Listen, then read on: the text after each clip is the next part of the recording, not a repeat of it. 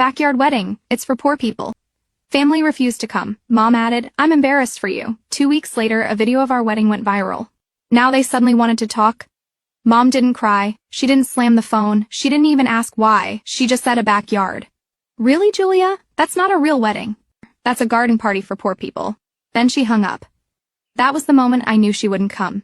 Not because she was sick, not because the date didn't work, not even because of some family emergency. She wouldn't come because my wedding in her eyes wasn't worth showing up for. It wasn't big enough. It wasn't showy enough. It didn't offer her a stage. I sat on our porch for a long time after that call, the old wood pressing into the backs of my thighs, the winter air cutting through my sweatshirt. My fingers held the phone like it might still ring, like she might call back and say it was a joke, or that she didn't mean it. But the silence just settled in dense and immovable. Malik came out eventually carrying 2 mugs of tea. He didn't ask what happened. He didn't need to. He just handed me the mug and sat beside me, letting the steam rise between us like a curtain of quiet understanding. She said no, I finally murmured. He nodded. Because it's in the backyard, I managed a small bitter laugh. Because it's not a ballroom, no chandeliers, no monogrammed napkins, no plated beef tenderloin with wine pairings, it doesn't match what she pictured when she imagined the day her daughter got married. She imagined herself in it, he said after a pause. That landed. It wasn't about me. It never was. Mom didn't ask about the lighting design I spent 6 months building from scratch, recycled glass bottles and hundreds of tiny LED bulbs I wired by hand. She didn't ask about the way we turned our backyard into a lantern-lit grove, how we dug and replanted the wildflower beds ourselves. She didn't ask why we were limiting it to 25 guests, or what it meant to us to share vows where we built our life. Not some place rented by the hour. She only asked once weeks earlier with a scoff. You're not doing it potluck style, are you? She didn't wait for an answer. It's strange, isn't it, the way some people shrink a wedding down to its optics. My mother didn't care who I was marrying. She cared what people would say, what they'd wear, what kind of photos would show up on Facebook. She didn't want to be part of my wedding. She wanted to be seen. I gave her an invitation anyway, printed not emailed, embossed lavender, scented, tied with silk thread. No please reply ever came. The morning it arrived, she texted me only once. Looks like something a homeschooler made. I almost laughed. She'd probably forgotten I was homeschooled for 3 years at her request. What do you do when the person who raised you tells you without screaming, without cursing, that your life doesn't measure up? What do you do when your mother decides your most meaningful day isn't even worth an Uber ride? You grieve, then you keep going. You hang the lights, you press your dress, you rewrite your vows, and you record everything. The space where I used to exist in my mother's world had always been conditional. I was the second daughter, the quieter one, the one who wore her sister's hand-me-downs and never once asked why the family photo albums had entire pages without me in them. At Rachel's wedding, the big one, the one Mom still brags about to anyone with a book club or a holiday newsletter, I wasn't a bridesmaid. I wasn't even seated with the family. I was stationed behind the floral archway holding a clipboard and a walkie-talkie, making sure the buffet didn't run out of crab cakes and that the violinists didn't start too early. I remember the shoes I wore that day. Cheap flats from a clearance bin, blisters by the first dance. I remember Rachel's dress, hand-beaded imported silk, cost more than my college tuition, and how Mom adjusted the train just before the ceremony, tears in her eyes like she was crowning royalty. You'll get your turn, she whispered when I tried to step into the room for a photo. My turn never came. What I got instead were tasks. Carry this, check that, be useful, don't be in the way. The only picture I appear in from that entire wedding weekend is a blurry side profile shot where I'm wiping down the cake table in the background. Someone once tagged me in it and called me the help. I laughed. I didn't correct them. By then, I'd learned my place. So when I told Mom I was planning something small, intimate, outdoors, no bridal party, no speeches, just vows and shared bread, she blinked. Small, she repeated like I'd said illegal. She pursed her lips. That's disappointing, Julia. Don't you want something people will remember? I wanted something I would remember. I wanted the people I loved, the man I'd chosen, music under open sky, plates passed hand to hand instead of cold chicken delivered by servers with name tags. I didn't need chandeliers. I didn't need a $10,000 cake. But Mom's face told me I'd already failed, that my choices embarrassed her, that not the wedding, not the scale, but I was too small. Rachel called a week later. I thought maybe she was reaching out, trying to bridge the growing silence. Instead, she said, Mom's worried you're having some kind of breakdown. She says you're sabotaging your own wedding because you're afraid to be the center of attention. I let her talk. I said thank you. I hung up. They didn't understand. They never had. What I was doing wasn't sabotage, it was reclamation. This wedding, this day wasn't a stage for my mother. It wasn't a family PR moment. It wasn't a parade for second cousins I hadn't seen since middle school. It was mine, and I wasn't going to plan it like I was asking permission. The morning of my wedding, the sky was gray, but it wasn't threatening. It was the kind of gray that made colors stand out sharper, the kind that turns every flower into a brushstroke. I stood barefoot on the back porch staring at the rows of mismatched chairs we'd borrowed from neighbors, each tied with scraps of dyed ribbon. The wind picked up slightly, tugging at the paper lanterns we'd strung between the trees. They danced in silence. Inside, Claire was steaming my dress, a soft cream gown simple with pockets. She'd sewn it herself, every seam, a small act of love. Malik's cousin was setting out place cards on the long wooden table. No calligraphy, no gold embossing, just names printed on seeded paper so each guest could take theirs home and plant something. I walked through the space, slowly touching each chair, each glass jar filled with herbs and field flowers. These weren't placeholders, these were decisions, intentions. Every detail had a reason, and every reason was love. No bridal suite, no makeup team, just my bathroom mirror and my hands. I twisted my hair up into a loose knot, stuck 2 gardenias behind my ear. When I stepped into the dress, it felt like armor, not to defend myself but to hold myself together. Claire caught my eye in the reflection. "You okay?" I nodded. "I think so." She came behind me, adjusted a loose strap. "You look like yourself." I've never felt more like myself. At 4:12 p.m., the ceremony began. No prelude. Just birdsong wind, the creak of the gate as the guests entered quietly, respectfully, like stepping into a memory being made in real time. Malik stood at the end of the aisle, which was just at the garden path, wearing a navy suit and a crooked smile. His hands shook when he saw me. Mine did too. We didn't have an officiant, we didn't read from a script. We spoke to each other, not to the audience. I don't remember exactly what we said, but I remember what it felt like standing still for the first time in years, like being heard by someone who wasn't waiting for their turn to speak. After we kissed, everyone clapped, not politely but wholeheartedly. My favorite sound, dinner was served from giant enamel pots, family style. No servers, no plated service. Just bowls passed down the table, laughter echoing off the ivy-covered fence, someone humming along to a Van Morrison song playing through a borrowed speaker. When night fell, the lights came on, all those hours of wiring and careful placement, and the whole yard glowed like a firefly had taken up residence in each tree. Claire leaned over at one point and whispered, "This looks like a film set." But it didn't. It looked like home. And I knew, even as I laughed and drank and danced barefoot under those lights, that the people who were missing wouldn't see this. Not in real time, not in color, not in context. They wouldn't see the way Malik looked at me during our first dance. They wouldn't hear the toasts from people who actually knew us. They wouldn't taste the lavender lemonade or the fig cake or smell the rosemary smoke from the grill.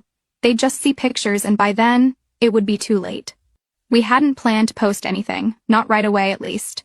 Our friend Devin, a filmmaker, not a wedding videographer, had offered to document the day as a gift. She shot it like a memory. No wide sweeping drone shots, no slow motion veil toss. Just us as we were setting tables, fixing hair, holding hands under string lights. 2 weeks after the wedding, she sent over a short film, 90 seconds long. No narration, no captions, just music, soft and slow. It began with Malik wiping his palms on his pants before the ceremony, then cut to me tying a ribbon around a jar of wildflowers. The final shot was of us dancing barefoot on the flagstones with the paper lanterns swaying above like stars pretending to be close. It made me cry. I watched it 3 times alone in our living room before calling Malik in. He didn't speak while it played. When it ended, he took a long breath and said, "She made it feel like something ancient." I nodded. "Do you think it's petty if I post it?" He smiled, not unkindly. Sometimes petty is just the truth finally told, so I posted it quietly. No hashtags, no captions beyond October 8, home, love. And then I put my phone down and went to bed. By morning, the views had passed 20,000. By noon, it had crossed 50. By dinner, a writer from an indie design blog had messaged me. "Is this your wedding? Can we feature it in our next issue?" I blinked at the message, then reread it. I hadn't expected that. By the end of the week, we were on 2 online magazines and a viral roundup article titled, "The Most Beautiful Backyard Wedding You've Ever Seen." I didn't feel vindicated. Not exactly. I felt seen. In a way I hadn't expected to be, not by strangers but by people who hadn't rehearsed a version of me they liked better. And then the calls started. Rachel first. She left a voicemail that started with "wow" and ended with "so. Why didn't you tell us it was going to look like that?" Then a text from my aunt. "That wedding video is all over my feed. I didn't know it was yours. Gorgeous." Then finally, my mother. No call, just a text, 1 line. "Is this the wedding I wasn't invited to?" I stared at the screen for a long time. Technically, she was invited. She just never bothered to answer. The next morning, she followed up. "You made us look terrible, Julia. People keep asking why we weren't there. You could have warned us. Warned them. I read the message again. Then again, I wasn't sure what part she found most upsetting, the fact that the wedding happened without her or the fact that it was beautiful. This wasn't about hurt feelings. This was about image. It had always been about image. I didn't respond to her text, not right away. I wasn't sure what there was to say to someone who was more upset about being left out of the photos than missing the actual moment. But I did respond 3 days later after Malik watched the short film again, this time with a glass of wine in hand and a long silence after it ended. You should let her see it, he said softly. Not because she deserves it, but because she clearly doesn't understand what she missed. So I sent a message. If you want to understand what really happened, come to the studio on Friday at 3. You can watch the full footage. Nothing edited. She wrote back 2 hours later. Fine. She arrived 10 minutes late. Wore pearls. Of course she did. Walked into the little documentary studio like she was touring a charity she might donate to. Polite, cool, detached. I didn't offer small talk. I didn't hug her. Devin had set up the screening room for us, just 2 chairs, a small monitor, and silence. The lights dimmed. I hit play. For the first 5 minutes, she sat with her arms folded. I watched her out of the corner of my eye, waiting for the scoff, the snort, the condescending chuckle. It never came. There was no narrator in the video, no music, just real sound, footsteps on gravel, glasses clinking, someone laughing from the back row, my voice shaking. As I read vows, Malik stumbling over his own, the catch in his throat when he said, "You make me feel like I came home." At minute 12, she shifted. At minute 18, she blinked hard. At minute 20, when the screen showed us dancing under the lights, lanterns glowing like warm planets overhead, she exhaled like she'd been holding her breath. When the footage ended, I paused to the screen. Just a still image of the yard, empty chairs, candle stubs. She didn't speak for a long time, then it looked expensive. I waited. She cleared her throat, and you didn't mention it would be like that. I turned to her, my voice steady. Would it have mattered? She opened her mouth, closed it. I invited you, I said. You declined. You didn't make it clear. I cut her off. I wasn't auditioning for your approval, Mom. I was getting married. She looked away. I didn't feel the silence. When she finally met my eyes, her voice was sharper, defensive. You made us look like we didn't care. I tilted my head, did you? She flinched, a small, almost imperceptible twitch at the corner of her mouth, but she didn't answer. I stood, walked to the door, opened it. Thanks for coming. She lingered, half standing, then sat back. Down just for a second. I didn't know it would be beautiful. She said, that's the point. I replied quietly. You didn't care to find out. She didn't hug me as she left. I didn't expect her to, but as the door clicked shut behind her, I felt something shift. Not closure, not healing, just clarity. I didn't hear from her for a while after that. No follow-up call, no long text, no backpedaling wrapped in half-hearted apologies, just silence, which strangely felt more honest than anything else we'd exchanged in years. I didn't go to Thanksgiving, didn't get an invitation for Christmas. No one said I was cut off, but no one reached out either. It was a quiet exile. The kind that starts as distance and settles into erasure, and I was fine, not in the triumphant movie ending way, but in the slow, grounded way, in the way you realize you don't have to keep chasing a door that never opens. Instead, I poured myself into work, into Malik, into our life, the wedding film. The full version was picked up by an arts collective in Seattle. They screened it in a gallery show titled Intimate Architecture. We flew up for the opening. People cried watching it. A couple asked if we were actors. I told them no, just a woman who got married in her backyard because that was where her life had truly begun. 6 months passed. One afternoon, I came home to a small package on our porch. No return address, just my name in careful cursive I recognized instantly. Inside was a photo, Rachel's wedding, one I'd never seen. I was in the background holding a tray of champagne flutes. My face turned slightly, eyes focused on something just out of frame. On the back of the photo was a note, 2 lines. I looked right past you that day. I see you now. No name, no signature, but I didn't need one. I didn't frame it, didn't call to say thank you. I just slid it into the back of our wedding album behind a picture of Malik spinning me under the lanterns. Both of us laughing barefoot, lit from beneath by the glow of 100 tiny bulbs. That's the story I'll tell if anyone asks about our wedding. I'll tell them we did it our way. I'll tell them we planted wildflowers where people expected roses, that we fed our guests from our hands, not a caterer's checklist, that we danced on gravel and laughed under paper moons, and that we invited everyone who mattered, even the ones who didn't show up. Because in the end, a wedding isn't made by who attends, it's made by who stays. And when I look at the photos now, I don't see what's missing. I see what remained.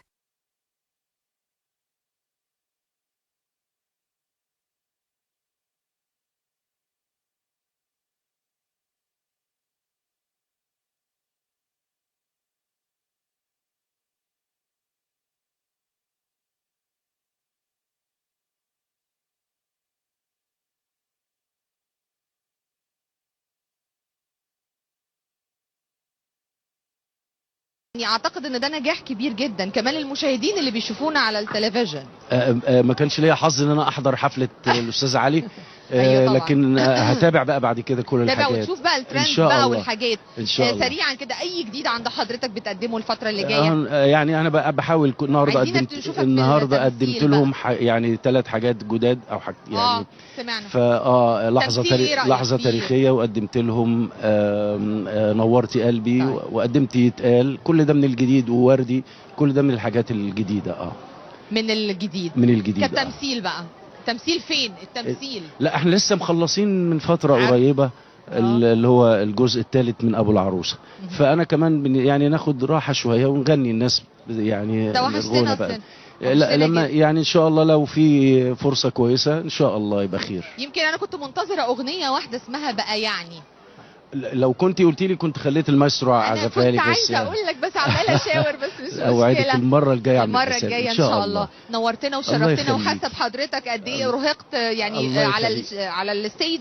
بس احنا دايما يعني بنوعد وبنوفي، ووعدنا المشاهدين ان حضرتك تبقى معانا. اشكرك جدا على هذا اللقاء. انا اللي اشكرك وتحياتي ليكي ولكل الناس اللي موجودين كلهم بيسقفوا لحضرتك والجمهور الحياه. شكرا جزيلا. بشكرك جدا. شكرا جزيلا. وبكده مشاهدينا يعني النهارده اليوم الرابع وخلص. احنا